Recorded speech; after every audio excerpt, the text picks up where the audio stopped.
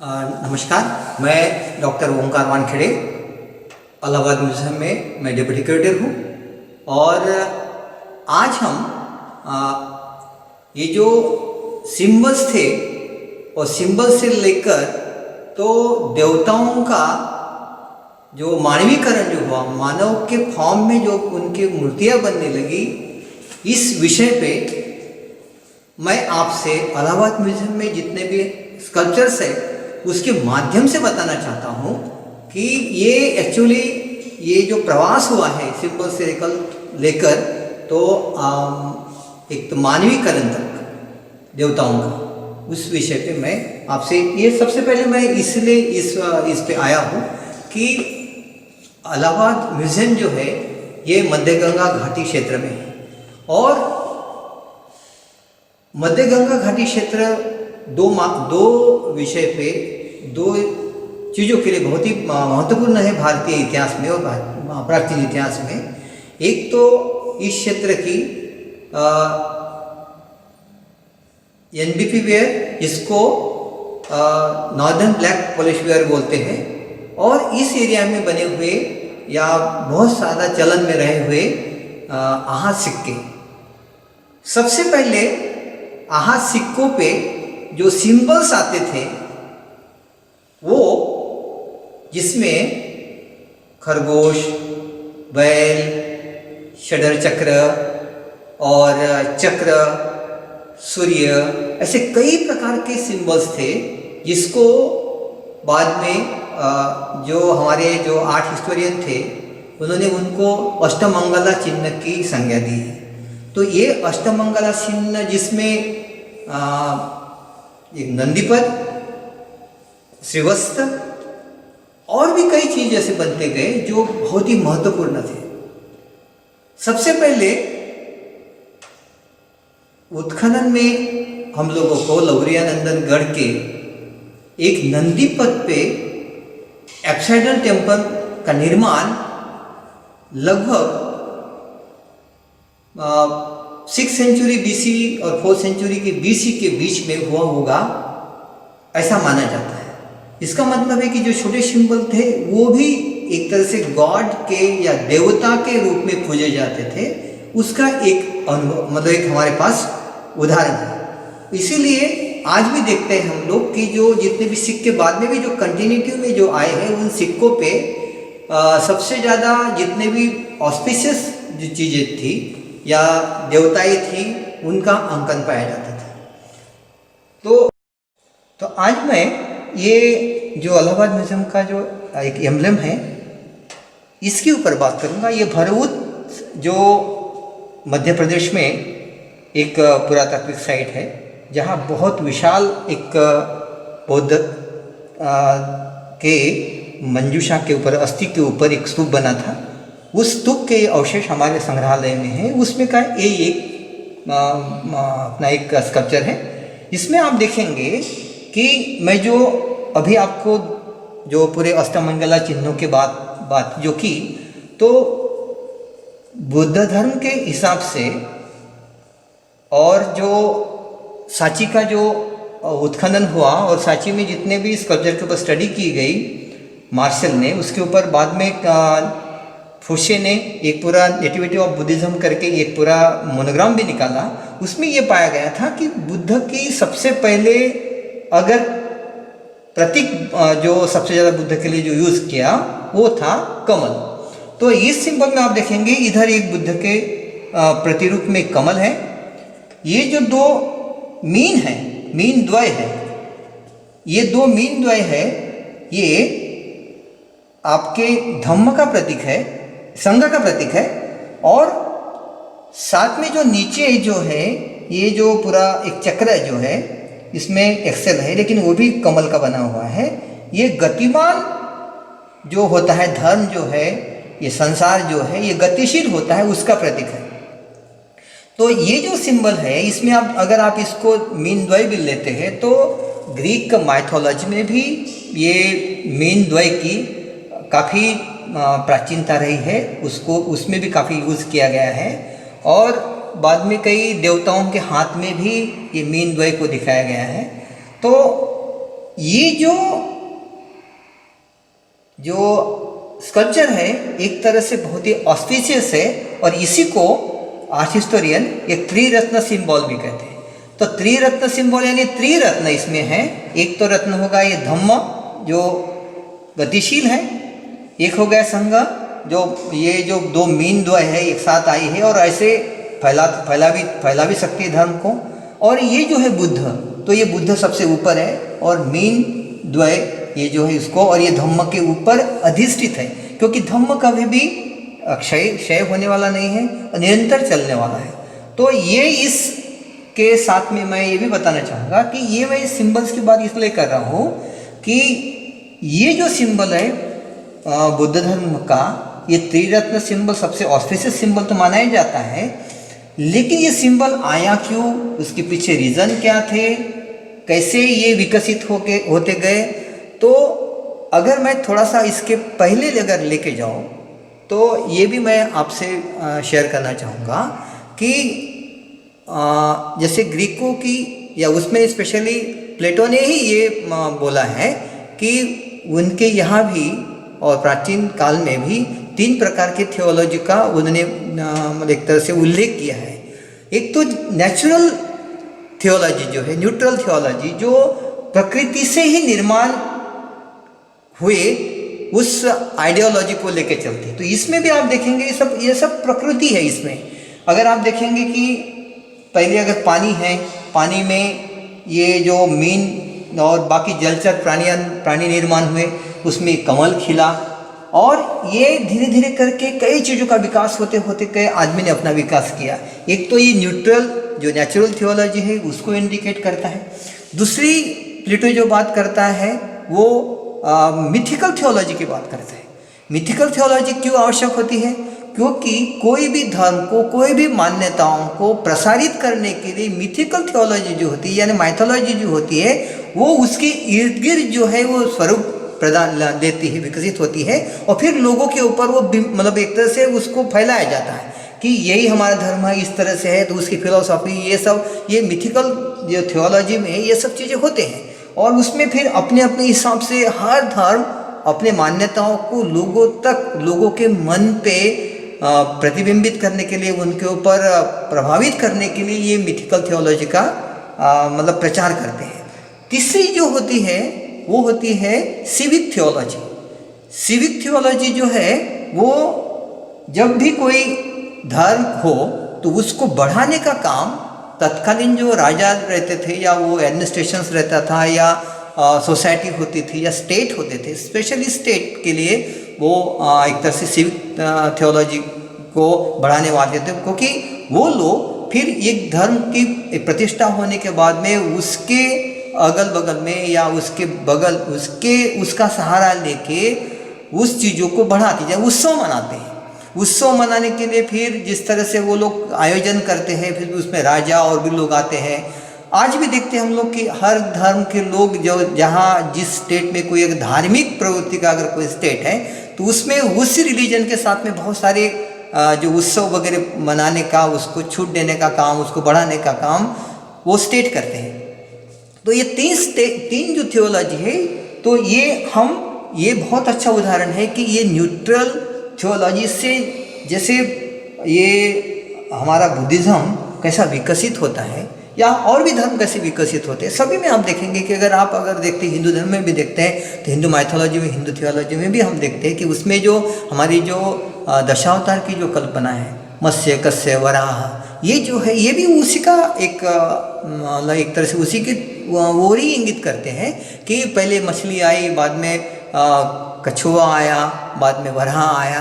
तो इसी तरह से हमारे देवताओं ने अपने आप में एक तरह से विकसित होते होते फिर आदमी बना। हाँ, मत्स्य कस्य वराह नृसिंह, आदमी और प्राणी दोनों के बीच का एक कॉम्बिनेशन, उसके बाद में फिर एक आदर्श पुरुष ऐसे करके जो पैदा होते हैं। तो ये जो थियोलॉजी है, ये जो माइथोलॉजी जो है वो कैसी बनती है, ये बहुत ही अच्छा उदाहरण है। इसलिए मैंने ये वाला स्कल्पचर मैंने आपके बीच में सबसे पहले उठाया।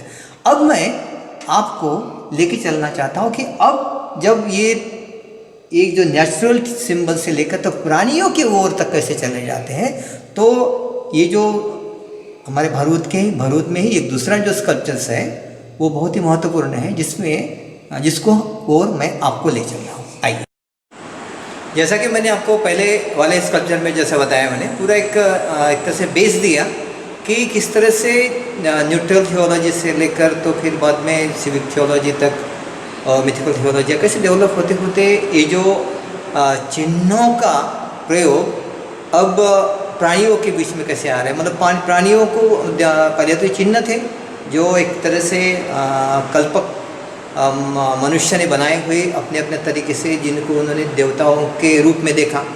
अब ये जो थियोलॉजी जो है, मैथोलॉजी जो है, फिर कैसे विकसित होती और वो फिर वो उसी रूप में जैसे थियोलॉजी डेवलप होती है, तो उसके बाद में फिर ये जो प्राणी भी उसमें कैसे इन्वॉल्व हो जाते हैं। तो ये बहुत अच्छा उदाहरण है। अगर हम देखते हैं तो ये जो बौद्ध धर्म में बहुत सारी जातक कथाएं हैं जो स्पेशली आपको बुद्ध के जन्म के बारे में कई सारी अपनी कहानियों का एक विशद वर्णन करते हैं।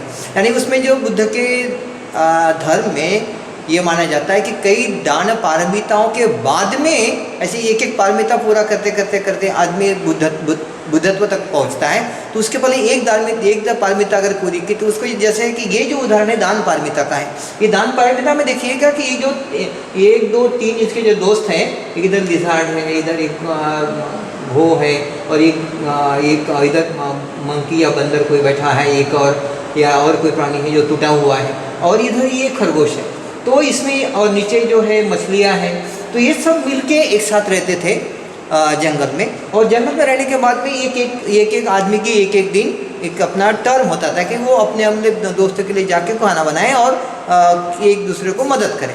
तो जिस दिन ये जो बोधिसत्व जो की जो एकदम टर्न आई, यानी उसकी जो एक तरह से पारी आई कि भाई आज उनको खाना बनाना है या उन बच्चों अपने दोस्तों को खाना खिलाना है, तो फिर ये जो खरगोश जो थे बोधिसत्व के रूप में, तो उन्होंने को लगा था मैं कहाँ से इतना सारा खाना इकट्ठा करूँगा, क्योंकि मेरे पास उतना तो कुछ ये नहीं है। तो उन्होंने कहा कि आज तो मेरा जो टर्न है वो तो मुझे पूरा करना है, और मैंने एक तरह से मैं इनके जो हमारा जो एक तरह से जो टाइप हुआ था, एक दूसरे के ऊपर हम निर्भर थे या एक दूसरे को साथ में मिलकर जीने का जो हम लोगों ने प्रण किया था, अगर हम वो पूरा नहीं करेंगे तो उसमें ठीक नहीं रहेगा, क्षति हो जाएंगी। तो वो क्या करते हैं कि आग जलाते हैं और अपने दोस्तों को खाने के पहले तक वो वेट करते हैं, उसके बाद में इसमें वो कूदते हैं और जो फिर वो जलने के बाद में ये अपने सारे दोस्त को खाना खिलाने के लिए आमंत्रित करने के लिए बोलते हैं। तो क्या था कि ये इसमें जो इधर खरगोश दिखा गया है और इधर देखिए उधर काफ़ी सारे जो फलों की टोकरियाँ हैं, कुछ पानी के घड़े वड़े सब कुछ व्यवस्था है। तो ये इनका जब टर्म आया तो उन्होंने अपने आप को इधर उस ज्वाला में एक तरह से उसमें कूद गए और ये अपना उन्हें दान पारमिता पूरी की। ये एक बहुत ही अच्छा उदाहरण हमारे बीच में। इधर हम देखेंगे कि जैसे हमने सिम्बल्स की बात की तो अभी प्राणी की ओर हम लोग बढ़े हैं, तो ये उसका एक बहुत अच्छा उदाहरण है। तो अभी हम चलते हैं तीसरे स्कल्पचर की ओर, जहाँ से आपको हम ये बताएंगे कि अभी इसके साथ में और कौन कौन से सिम्बल्स बुद्धिज्म में यूज़ होते थे और वो कहाँ हुए हैं। क्योंकि मैं आपको आज संग्रहालय में हमारे जितने स्कल्पचर्स है उसको लेके एक स्टोरी मैं आपके सामने मैं एक तरह से वो सुना रहा हूँ। आइए तो तीसरे स्कल्पचर के पास। तो जैसा कि मैंने आपको पहले वाले स्कल्पचर में दिखाया था मैंने कि जैसे खरगोश के फॉर्म में या उसके रूप में बुद्ध ने जन्म लिया, और वो जातक कथा जो बताती है कि वो जब उनकी टर्म आई तो उन्होंने दान पारमिता पूरी की। अब इस वाले स्कल्पचर में मैं दिखाऊंगा।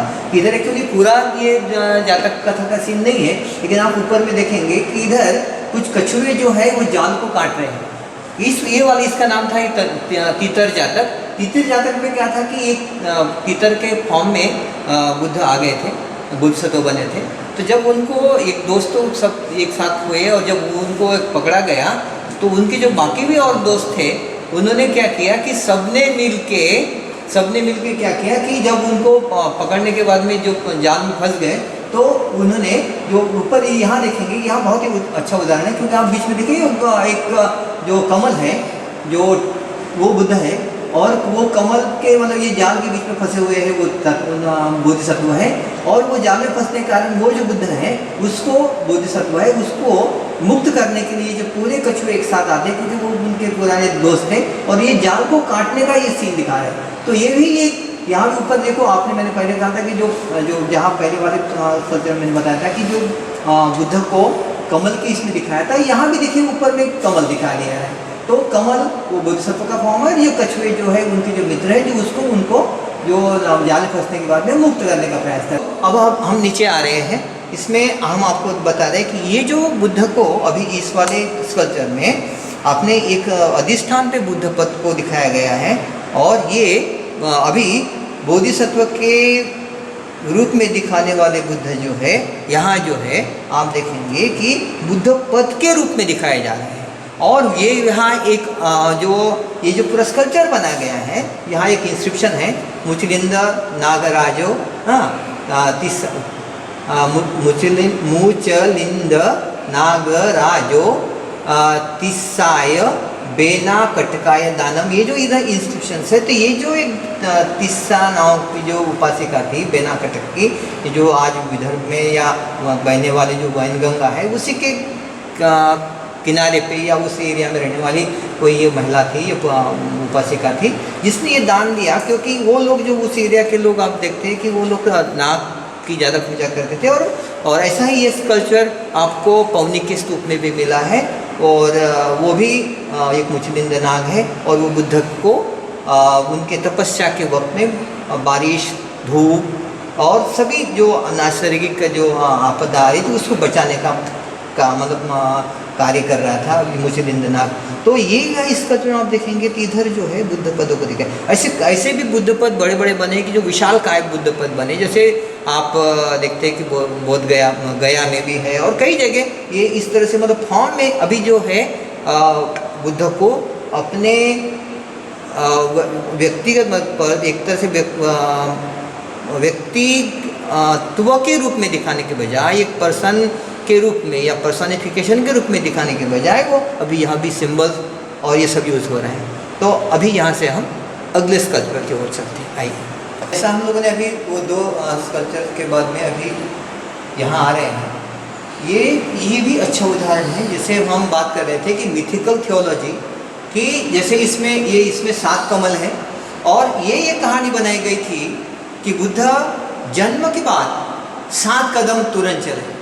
अब देखिए, चले नहीं चले, कैसे चले, ये अलग बात है, लेकिन एक अलौकिक पुरुष जो तो उसको एक दर्जा मिल जाता है किसी भी आदमी को, तो उसको एक तरह से अलौकिकता प्रदान करने के लिए फिर उसकी कहानियाँ बनाते हैं। लेकिन कि जो मिथिकल थियोलॉजी, तो मिथिकल थियोलॉजी बना के जैसे इनको ये मान लिया गया कि बुद्ध 7 कदम चले, तो फिर बुद्ध को भी दिखाना है, 7 कदम चलने वालों को भी दिखाना है। दोनों चीज़ों को लोगों के मन में, मस्तिष्क में, उपासकों की या बुद्ध धर्म को मानने वाले अनुयायियों के दिलो दिमाग पे छाने के लिए उन्होंने 7 इधर ये अपने कमल बनाए, और ये 7 कदम चलने का एक तरह से उसको रूपक बना दिया, प्रतीक बना दिया। और ये आप देखेंगे कि 1 2 3 4 5 7 कदम चलते हुए, या ये दूसरी बात, ये जो है एक तरह से एक दूसरे से पकड़े हुए एक दूसरे में है ना, पूरे साथ में इसमें कमल है, कमल के पत्ते हैं, उसके बाद कमल के जो बीजे वाले जो निकलते वो है, वो सब दिखाने की कोशिश की। और इसको अलंकृत करने के लिए देखिए उसमें उन्होंने एक तरह से वो तोरण टाइप के जो बना दिए, तो वो भी उसमें लगा दिया। तो क्या होता है कि जब कोई एक अलौकिक पुरुष बनता है या देवता का निर्माण होने के लिए लोग समाज तैयार हो जाता है, तो वो क्या करता है कि ऐसी कई चीज़ें उसमें लगाता है, उसको डेकोरेटिव करता है। कई आर्टिसंस काम में आ जाते हैं, कितने सारे उसमें जो धर्म के प्रचारक जैसे बौद्ध भिक्षु या और भी कोई लोग जो होंगे, वो भी अपने अपने नरेशन देते हैं, मदद करते हैं, पैसा देते हैं, दान करते हैं, और फिर अपने पैसे से वो दान देके अपने आप को धन्य मानते हैं, मानते हैं कि भाई हमने भी इस धर्म के प्रचार में, यानी अच्छे धर्म को या अच्छे विचारों को बढ़ाने के लिए हमने अपनी भी जो जिंदगी की जो कमाई है, जो हमारे पास में हमने जो अर्जित किया हमारे मेहनत से, वो हम दान करें। मतलब हम भी एक तरह से दान पारमिता को पूरा कर रहे हैं, और जो उनके जो प्रचारक है उनका भी काम हो गया कि एक तरह से इन्होंने बुद्ध की कहानी को लोगों को दिखाने का प्रयास किया। तो इस तरह से जब लोगों में वैज्ञानिकता को बढ़ाने के बजाय लोगों में एक तरह से जो बार बार कहीं किसी भी धर्म में देखेंगे तो उसमें क्या है कि वैज्ञानिकता जो है या विज्ञानवाद जो है या साइंटिफिक अप्रोच जो है लोगों का गौण होता है और एक तरह से उसको रहस्यात्मक तरीके से मानने के लिए लोगों को मजबूर किया जाता है। तो ये बहुत अच्छा उदाहरण है। तो आप ये देखेंगे कि इसी वजह से जो धर्म के जो लोग हैं, धर्म के प्रचारक लोग जो है अपना ही एक तरह से औरा बढ़ाते हैं और लोगों को एक तरह से अच्छी दृष्टि देने के बजाय जिस बुद्ध ने जीवन भर अपना पूरा संघर्ष लोगों को अंधविश्वास से, लोगों को पूरी तरह से निकालने के लिए जो उन्होंने अपना लगा दिया, पूरा जीवन लगा दिया, उसी के बारे में ऐसी ऐसी कहानियाँ बना के लोगों ने अपने उनके धर्म के प्रचारकों ने उनको महिमा मंडित करके लोगों के बीच में चितारने का काम किया, बौद्ध स्तूप पर उसको अंकित करने का काम किया, उसको उत्कीर्ण काम करने का काम किया और उनका जो एक मॉन्यूमेंट जो बना होगा, जिनके जो एक श्रद्धा स्थान था, उस श्रद्धा स्थान को सुशोभित करने का लिए भी ये काम है। तो ऐसे कई प्रकार के लोग, कितने आर्टिसंस लगे, कितने पैसे लगे होंगे, कितने आए जाने वाले लोग होंगे और इसके लिए जो स्टेट है, जो मैंने कहा कि पहले की जो सिविक थियोलॉजी, जो स्टेट जो है, जो राजा जो है, वो भी ऐसे कई स्तूपों का निर्माण करने में, आपको तो पता है कि भरभूत और सांची के स्तूपों को बनाने के लिए तत्कालीन जो राजे थे, रानियाँ थी, उन्होंने दान देके इन विशालकाय स्तूपों का निर्माण किया गया। तो अभी हम इसके आगे लेके चलते हैं, आइए। अभी मैं आपको हमारे संग्रहालय के या ये जो बुद्ध धर्म के प्रतीकों का जो निर्माण हो रहे थे, उस निर्माण के कड़ी के एक बहुत ही अच्छे स्कल्पचर के पास ले आया हूँ। और ये स्कल्पचर इसलिए बहुत ही महत्वपूर्ण है कि मैं जो अभी तक जो बोल रहा था कि सिंबल से लेकर मानवीकरण करने की जो प्रक्रिया थी देवताओं की, तो उसकी कड़ी के बीच में क्या और क्या क्या था, तो वो दिखाने का प्रयास मैं यहाँ करने जा रहा हूँ। आप इधर देखेंगे कि यहाँ जो है ये स्कल्पचर है, इसमें यहाँ एक बैल है, उधर एक हाथी की टूटी हुई सूंड है। तो आप इसके लिए मैं पहले ये बता दूँ कि अगर आप सारनाथ का अगर नेशनल कैपिटल अगर देखा है, जो हमारे भारत का मानव चिन्ह है, राष्ट्र चिन्ह है, उसके 4 शेर बनाए हैं चारों ओर से। वो एक चक्रवर्ती सम्राट जो थे, चक्रवर्ती बुद्ध जो थे, एक शास्ता थे, एक तरह से वो चक्रवर्ती सम्राट जैसे एक धर्म के शास्ता थे, धर्म के चक्रवर्ती थे। और उनका वो चक्रवर्ती जो होता है वो महान ताकतवान और पूरे चारों दिशाओं के ओर उसका एक तरह से प्रभाव और प्रभुत्व होता है। तो वो दिखाने की कोशिश की और बुद्ध को शाक्य होने के कारण शेर के फॉर्म में बुद्ध को दिखाया गया। और उसके नीचे जो है 4 उनके जो और जो प्रतीक थे बुद्ध के जन्म से लेकर तो महाभिनिष्क्रम तक, वो सब उसने दिखाने की कोशिश की है। उसमें सबसे पहला अगर आप देखेंगे उसको सारनाथ के स्कल्पचर के नीचे, यहाँ तो नहीं इसलिए मैं आपको बता नहीं पा रहा हूँ, लेकिन आप अगर जब भी कभी देखेंगे तो सारनाथ के स्कल्पचर के नीचे वाले फॉर्म में आप देखेंगे वो गोलाई में, तो आप 4 स्कल्पचर ये है प्राणी है। एक तो एक बैल है, हाथी है, घोड़ा है और शेर है।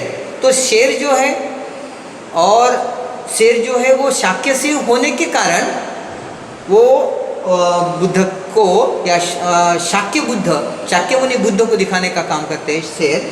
उसके बाद में बैल जो है उनके एक तरह से ये जन्म का प्रतीक है। और ये भी माना जाता है कि जो यहाँ बैल क्यों दिखाया गया, क्योंकि ये कहानी है कि जब बुद्ध के जन्म के बाद जब उनकी माता की डेथ हो गई तो उनकी जो मौसी जो थी वो बुद्ध को सबसे पहले बालपन में एक सूर्य मंदिर में ले गए थे।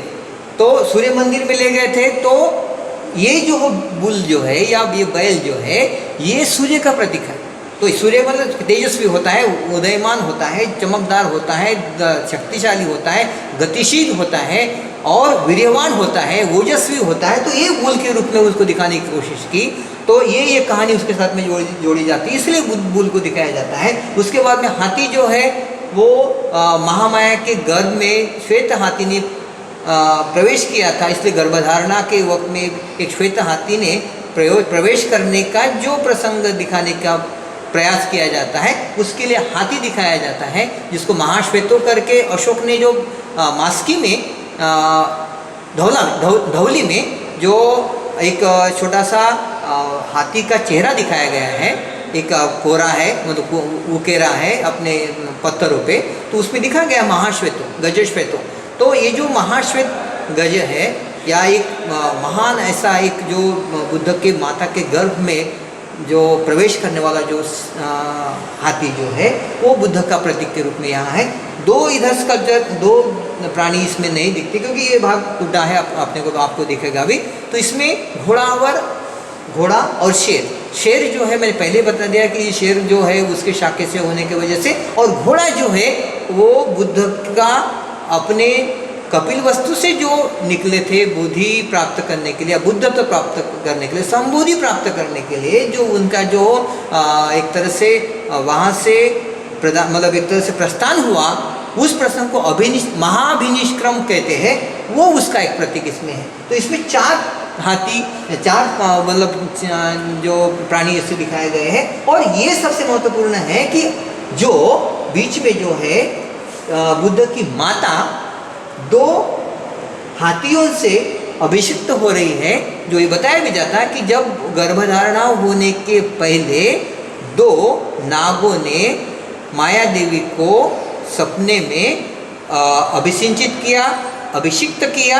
उसके बाद में महाश्वेत ने, एक छोटे गज ने, सफ़ेद हाथी ने माँ के गर्भ में प्रवेश किया। तो यहाँ जो है अभिषिक्त करते हुए वो दिखाए जा रहे हैं माया देवी को। और कई माया देवी आप देखेंगे कि ये मध्य गंगा घाटी में आप देखेंगे कि बहुत सारे माया देवी का एक कल्ट था, जिसको पेपिरस में भी बताया गया है। और एक पेपिरस जो मिला, रोमन पेपिरस, वो पब्लिश है, उसमें वो नंबर भी मुझे अभी याद नहीं है, लेकिन मैंने मेरा जो थीसिस लिखा है उसमें मैंने उसको नमूद किया है कि वो पेपिरस में, वो एक पेपिरस है उसमें लिखा गया है कि गंगा घाटी में एक माया देवी नाम की देवी है, जो यहाँ के लोगों को नैसर्गिक आपदाओं से बचाती है। तो ये माया का कल्ट भी आया था इसी वक्त, और माया देवी का अंकन भी हो रहा। तो आप देखेंगे कि माया देवी का अंकन, फिर आप देखेंगे कि कई यहाँ तो ये एक अधिष्ठान पे खड़ी है, 2 साइड से 2 कमल है, लेकिन कहीं ये दिखाई देता है कि माया देवी जो है अपने लोटस के ऊपर या कमल के ऊपर खड़ी है। और कहीं ये दिखाया जाता है कि ये जो माया देवी जो है ये ट्री इन रेलिंग जो होता है ना, जैसे वो स्तूप का प्राकार होता है उसके अंदर खड़ी दिखाई देती है। तो ये जो गजलक्ष्मी जो बोला गया है, ये फुशे ने इसको माया देवी बोला, लेकिन कुमारस्वामी ने उसको गजलक्ष्मी बोला। लेकिन एक सवाल भी खड़ा हो जाता है कि बुद्ध मतलब बौद्ध धर्म के पैनल पे या बौद्ध धर्म के तोरण द्वार पे हिंदू धर्म की गजलक्ष्मी कैसे आ सकती है, क्यों आएगी, क्या उसका कोई असंबल औचित्य नहीं बनता। इसलिए ये दूसरा जो धारणा है कि ये माया देवी है, इसमें कोई भी प्रकार का कोई भी आपको संदेह निर्माण होना नहीं चाहिए। और ये मेरा भी एक बुद्धिस्ट स्कॉलर या बुद्धिज्म की PhD करने की वजह से और पाली में मैं गोल्ड मेडलिस्ट होने की वजह से भी मैं बड़े विश्वास के साथ बताता हूँ कि ये माया देवी है।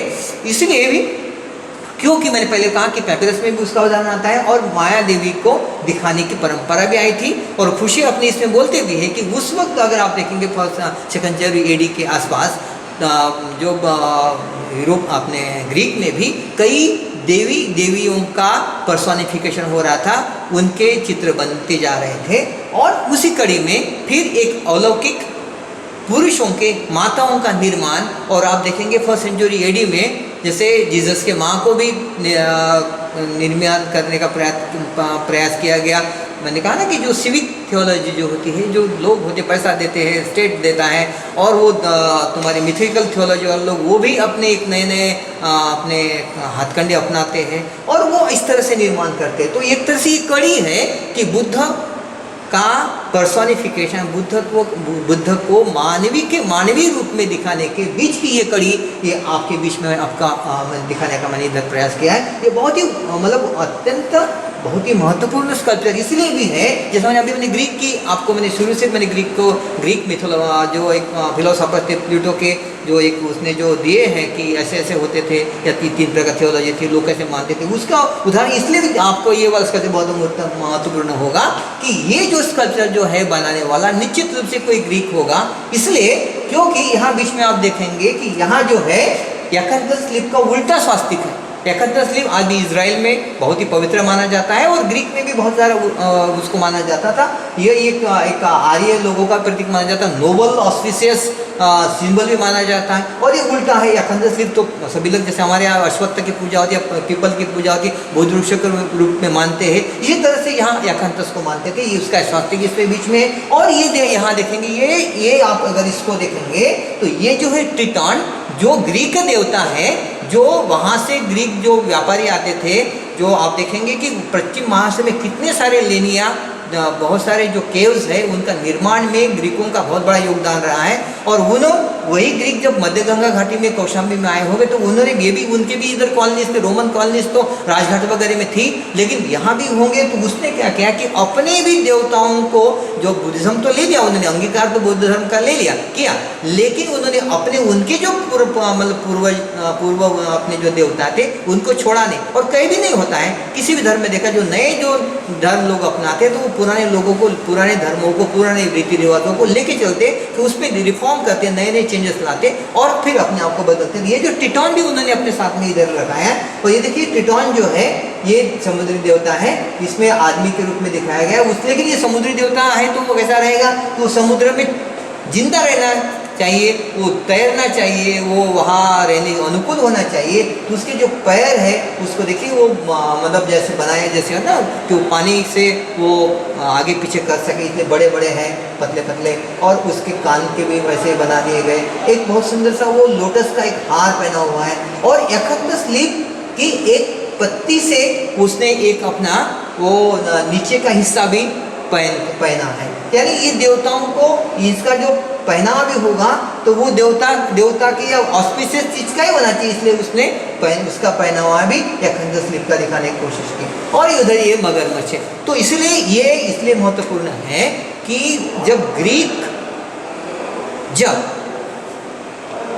अब ये महत्वपूर्ण इसलिए भी होगा कि ग्रीक जब भारतीय बौद्ध धर्म का अंगीकार करने लग गए तो उनके देवता भी भारतीय परंपरा में या भारतीय परिवेश में, यहाँ के परिवेश में वो आ गए। और उन्होंने क्या किया कि फिर यही से शुरुआत होती है हमारे अभी एक इधर जो माया दिखाई वो छोटी दिखाई, लेकिन अभी आपको मैं बड़ा दिखाऊंगा। गांधार का जो बहुत अच्छा स्कल्पचर हमारे पास है, इसमें माया देवी बहुत अच्छे से दिखाई गई। तो माया देवी का फिर अंकन, और उसके बाद में जब उनके और देवता थे और माना जाता है कि फिर अपने देवताओं के अनुरूप फिर उन्होंने बुद्ध को कैसा बताया, तो वो भी मैं आपको क्वेश्चन हमारे पास एक्चुअली अपोलो की कोई स्कल्पचर है नहीं, इसलिए मैं आपको नहीं दिखा पाऊंगा। लेकिन सबको पता है कि और माना भी जाता है, जितने भी इस विषय के जो ज्ञाता होंगे, स्टूडेंट होंगे, विद्वान होंगे, सब लोग जानते हैं कि बुद्ध का इमिटेशन जो है पहली बार जब भी हुआ कनिष्क के काल में, वो तुम्हारे अपोलो को इमिटेट करने का प्रयास किया गया। तो मैं आपको अभी हमारे पास जो दूसरा जो स्कल्पचर माया देवी का बहुत ही अच्छा, मतलब ये जो माया देवी है ये इंडियन मध्य गंगा घाटी का एक अलंकरण है, मतलब एक अंकन है। और जब ये माना भी जाता है कि हमारी यहाँ की जो कला थी वो रियलिस्टिक आर्ट नहीं थी, वो एक तरह से हमारी मिथिकल आर्ट थी, इसलिए हम लोगों ने माया देवी को उस तरह से दिखाया। लेकिन जो रियलिस्टिक आर्ट में जब जाते हैं हम लोग ग्रीक, इंडो ग्रीक जो स्टाइल है आर्ट की स्टाइल, इंडो ग्रीक स्टाइल में फिर माया देवी को कैसा दिखाया गया, उसका बहुत बेहतरीन उदाहरण हमारे इलाहाबाद म्यूजियम में है, मैं आपको दिखाऊंगा। आप तो आइए एक हमारे नेक्स्ट कल्चर के लिए। अभी मैं आपको बता रहा था कि जो हमारी जो गंगा घाटी में जो माया देवी का जो चित्रण हो रहा था, अंकन हो रहा था पत्थरों में, और उसके बाद में जो हम देखते हैं कि हमारे ये जो गांधार कला में किस तरह से दिखाया जाता है। तो गांधार कला जो थी रियलिस्टिक आर्ट थी कि एक तरह से देन है, और वो इंडो ग्रीक आर्ट के रूप में भी माना जाता है। तो इंडो ग्रीक आर्ट में जो है रियलिस्टिक स्कल्पचर बनाने की जो एक तरह से उनके पास जो बहुत ही अच्छी कला जो थी वो आप देखेंगे। और इसमें जो माया देवी किस तरह से दिखाई गई मैं आपको दिखाता हूँ। ये हमारे पास एक स्कल्पचर है, तो हमारी ये गैलरी है, गैलरी में ही हमारी शोकेस में एक जो स्कल्पचर है उसको मैं दिखाऊंगा, लेकिन उसी तरह अगर वो हम आपको बहुत अच्छे से क्लियर में आपको दिखाएंगे वो स्कल्पचर। तो वो स्कल्पचर आप देख लीजिएगा कि वो स्कल्पचर में देखेंगे कि माया देवी जो है वो एक टहनी को पकड़ी हुई है और बुद्ध का अवतरण हो रहा है, और बुद्ध जो है उनके दाहिने कुछ से, दाहिने यानी राइट से वो क्योंकि जो अलौकिक पुरुष है या देवता स्वरूप लोग जो है, मैंने कहा ना फिर भी यहाँ फिर एक बात मैंने कहना चाहूँगा कि जो सिविक और मिथिकल, ये जो मिथिकल जो थियोलॉजी के लोग फिर कैसे अपने तरीके से फिर एक नए एक तरह से कहानियाँ बनाते हैं, मिथिक बनाते हैं। और ये कहा कि अलौकिक पुरुष जो है योनि से नहीं निर्माण हो सकता, वो कहाँ से आएगा, तो वो माँ के दैनिक कोख से आएगा। तो वो इधर इस कल्चर में आप देखेंगे कि वो दाहिने कोख से आ रहा है, और दो जो देवता जो है इंद्र और जो लोग उसको उसको ग्रहण कर रहे हैं। तो ये जो स्कल्पचर जो है ये बहुत ही महत्वपूर्ण है, तो आप इसको देख सकते हैं। तो आप ये हमारे स्कल्पचर में आप देख लेंगे, क्योंकि ये हमारा जो स्कल्पचर है ये बहुत ही महत्वपूर्ण है। तो आप इस स्कल्पचर को भी आप अच्छे से देखेंगे, हम आपको बहुत अच्छे तरह से दिखा रहे हैं। तो वो आप स्कल्पचर देखेंगे, उसमें देखा देगा माया देवी कैसी खड़ी है, एक और बच्चा कैसा उसका मतलब एक तरह से इस भू पे या ये धरती पे पैदा हो रहा है। बाकी ऊपर जो गंधर्व और भी लोग हैं कैसे वो इंजॉय कर रहे हैं, वो भी आपको सब उसमें दिखाई देगा। चलिए मैं आपको अभी मैंने ये दिखा दिया कि माता का अवतरण तो अच्छे से हुआ, माता का अंकन भी हो गया, और अभी ये माता जब सभी लोगों में प्रचलित हो गई और एक तरह से एक मानवीकरण के रूप में देवताओं के माताओं का निर्माण होना शुरू हुआ, लोगों ने अगर समाज ने एक्सेप्ट कर लिया, तो अब वो चलते हैं और डेयर करते हैं, एक तरह साहस करते हैं अलौकिक पुरुष को मानवीय रूप में पत्थरों में प्रकटीकरण करने की या उनको उतारने का प्रयास करते हैं। तो एक हमारे पास एक बहुत ही महत्वपूर्ण स्कल्पचर अलावा म्यूजियम है, वो भी मैं आपको दिखाता हूँ। आइए।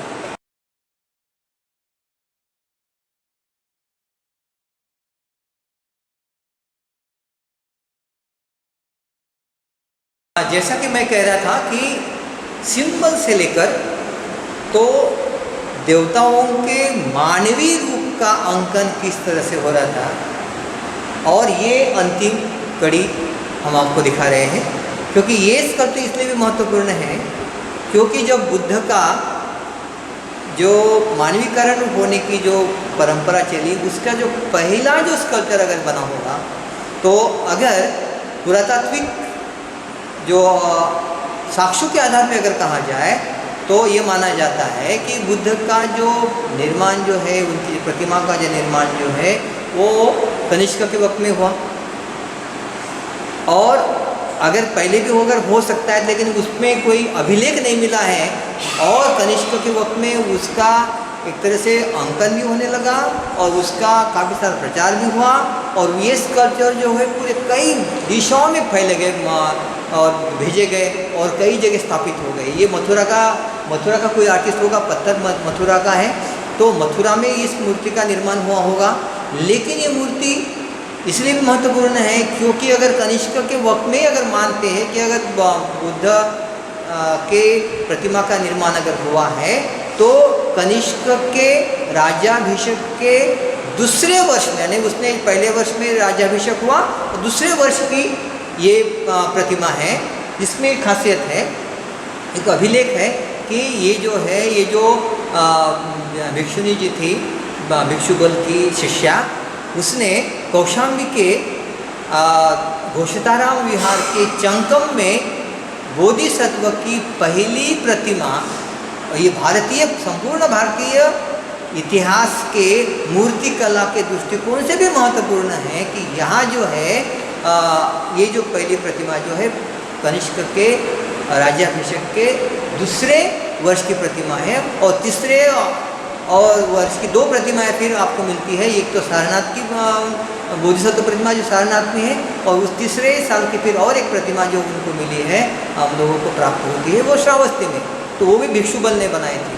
लेकिन ये दो सारनाथ की और सारस्वती की प्रतिमा जो बनाई वो क्षत्रपों के सानिध्य में, मैंने कहा ना कि जो भी उस वक्त के जो राजा होंगे या वहाँ के प्रशासक होंगे जो स्टेट जो चलाते हैं, जो सिविक थियोलॉजी, तो उन लोगों ने ये प्रतिमाओं के निर्माण में मदद की। धार्मिक, एक तो भिक्षुबल जो त्रिपिटकाचार्य थे, एक धार्मिक वो मतलब बहुत एक तरह से बड़ी पर्सनैलिटी थी, उन्होंने इस मूर्ति को बनाने के लिए प्रोत्साहित किया। और ये जो उसके लिए जो लगने वाली लागत जो है, पैसा जो है, वो खरपल्लान और भी लोगों ने दिया। लेकिन ये जो प्रतिमा जो ये एक उपासिका ने सबसे पहले दी, इसलिए वो सेकंड रेगनल ईयर के होने की वजह से बहुत महत्वपूर्ण है। पहले तो एक उपासिका ने या ये भिक्षु ने दे दी, उसके बाद में फिर बाकी राजाओं के जो प्रशासक लोग हैं वो भी देने लग गए। तो वो दो प्रतिमाएं आप अगर आप कभी देखेंगे तो वो आपको मिल जाएंगी, देख सकते हैं आप अपने कई आपके जितने भी हमारे जो पब्लिश डॉक्यूमेंट्स हैं उसमें आपको मिलेंगे, ऐसा रिपोर्ट्स वहाँ भी प्राप्त हो जाएंगे। तो ये जो प्रतिमा जो है आप इसमें देखेंगे, इसमें मतलब एक अनफॉर्चुनेटली इसका सर टूट गया है, हमें प्राप्त नहीं हुआ है। लेकिन ये जो प्रतिमा है ये अत्यंत महत्वपूर्ण जो है, ये बोधिसत्व की पहली प्रतिमा भारतीय इतिहास की, क्योंकि उसके बाद में तो आपको बहुत प्रतिमाएँ मिलेंगी, लेकिन ये पहली प्रतिमा जो है हमारे इलाहाबाद संग्रहालय में है। और इलाहाबाद संग्रहालय का एक तरह से एक अत्यंत महत्वपूर्ण, मौलिक और एक ऐसा हमारा एक तरह से रत्न हमारे बीच में है।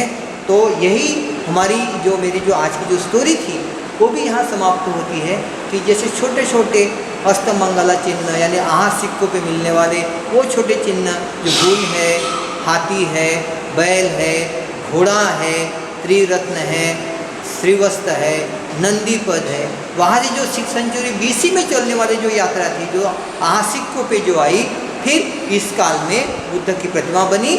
और आपको ये भी मैं बता दूँ कि जब ये प्रतिमा बनने लगी तो बुद्ध को कॉइन, उस वक्त के कॉइन्स पे ही बुद्ध का अंकन होने लगा। और केवल अभी बुद्ध का ही नहीं तो और देवताओं का भी अंकन होने लगा।